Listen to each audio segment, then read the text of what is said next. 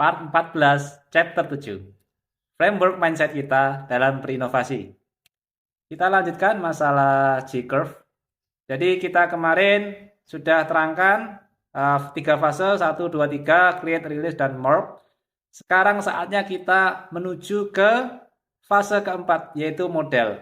Maksudnya apa? Itu adalah maksudnya bisnis model. Jadi setelah kita dianggap bisa keluar daripada valley of death, maka mulailah kita merambah ke fase yang keempat, yaitu menetapkan bisnis model yang benar-benar sesuai dengan kita agar kita tidak kehilangan bisnis kita. Jadi setelah kita berhasil merubah daripada problem solution fit daripada produk kita menjadi product market fit. Jadi market sudah menerima nih.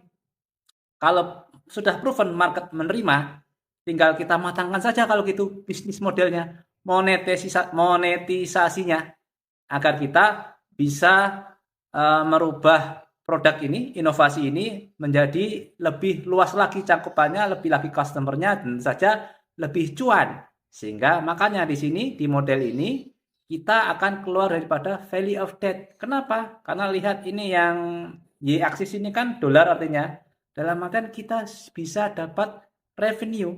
Sementara yang X aksis ini time. Jadi intinya apa? Inovasi itu butuh waktu agar kita itu cuan.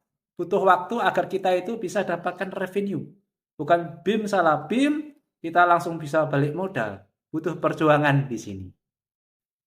Pertanyaannya sekarang, kenapa sih kok yang namanya inovasi, kalau kita ingin dapat revenue, keuntungan di situ butuh waktu yang lama, harus melewati valley of death.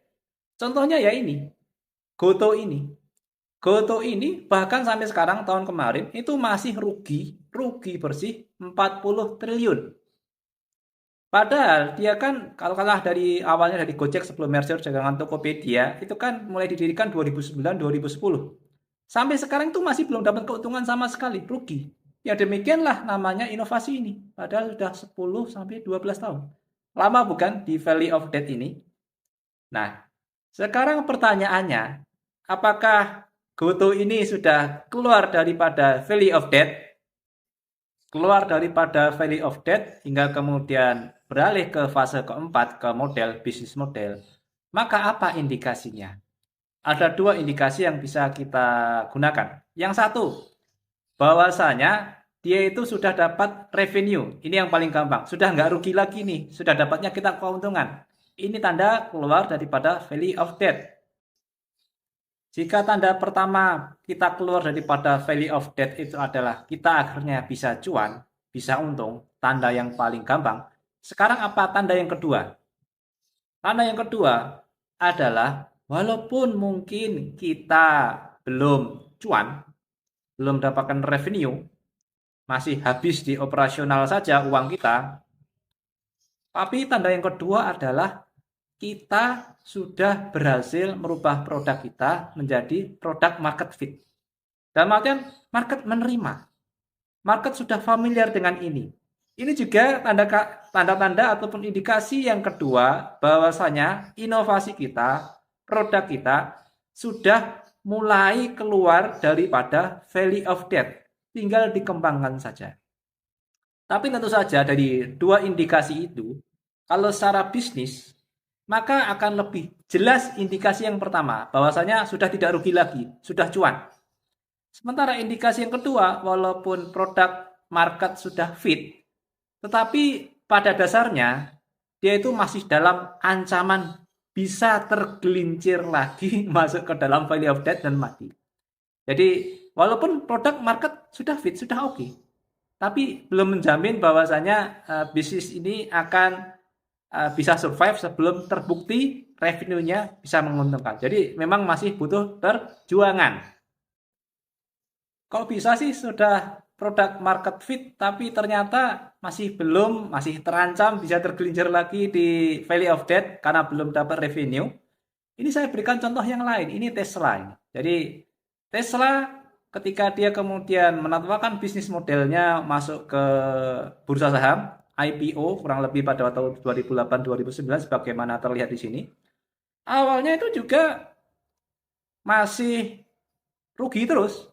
Bahkan sampai 10-12 tahun hingga kemudian, walaupun itu sudah produk market fit loh, tapi masih rugi. Hingga 2020-2021 barulah dia mendapatkan keuntungan revenue, dan kemudian ini yang menjadikan salah satunya Elon Musk menjadi salah seorang orang terkaya di dunia, nomor 1, pindah ke nomor 2, nomor 3, dan seterusnya. Jadi sini. Jadi walaupun kita belum dapatkan revenue, boleh kita pakai indikasi yang kedua, yang penting produk market fit sudah selesai. Tergantung masalah marketingnya saja.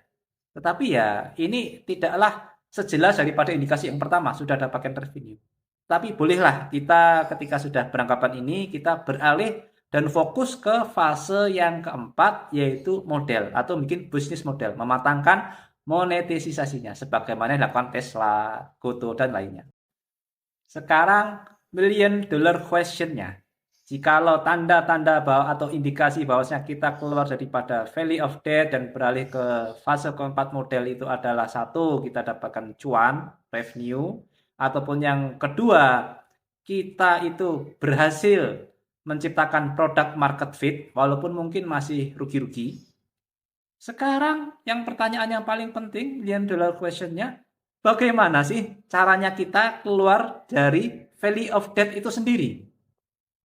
Sekarang kalau pertanyaannya bagaimana cara kita keluar daripada valley of death, maka tegas kita jawab, tidak ada caranya. Tidak ada cara yang 100% bisa menjamin kita keluar daripada valley of death. Kenapa? Karena secara ilmu inovasi, memang yang namanya inovasi itu embrace the failure, bukan avoid the failure. Ini terbukti karena failure rate dalam inovasi itu tinggi memang. Bahkan Profesor Clayton Christensen sampai mengatakan sampai 95%. Jadi kalau kita menanyakan gimana sih caranya keluar daripada valley of death, maka jawabannya tidak ada. Tidak ada yang bisa menjamin kita bisa keluar valley of death. Tetapi kalau pertanyaannya dibalik ataupun dirubah, apa sih tips dan saran-saran agar kita bisa keluar dari valley of death walaupun tidak ada jaminan itu berhasil 100%. Nah, kalau ini ada jawabannya. Setidaknya ada 3 saran ataupun tips yang bisa saya berikan bagaimana cara kita untuk keluar dari valley of death. Kalau Anda tahu lebih, gak apa-apa, tambah-tambah lagi. Karena kan ini namanya inovasi, kreativitas. Tidak ada sesuatu yang fix. Nah, sekarang apa 3 saran itu?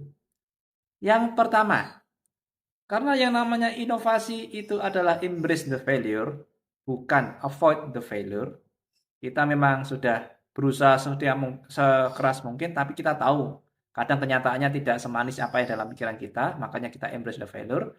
Maka tips yang pertama adalah milikilah growth mindset. Jangan miliki fixed mindset. Beranilah kita untuk mengakui jikalau kita itu gagal, tampak bodoh, kurang, dan mau belajar di situ. Dengan memiliki growth mindset, kita tidak malu mengakui kegagalan dan mau belajar di situ.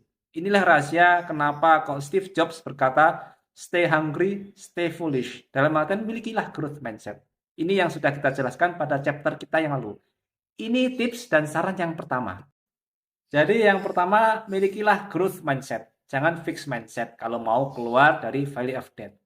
Itu saran yang pertama. Sekarang apa yang kedua? Yaitu tetapkanlah dan monitor perkembangan daripada innovation dan bisnis kita dengan 8 wins design.